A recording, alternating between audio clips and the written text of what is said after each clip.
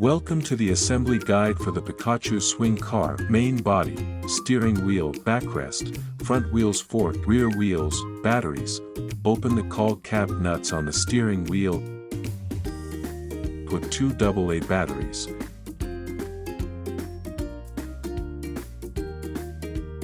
Now put the steering wheel onto the main body as shown. Flip the body upside and put the bearing and then place the front wheel fork.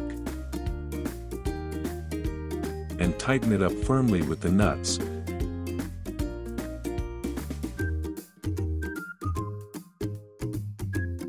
Now place the rear wheel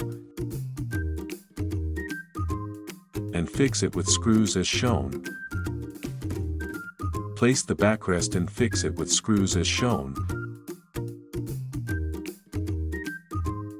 Now open the cell cap and do the wiring as shown.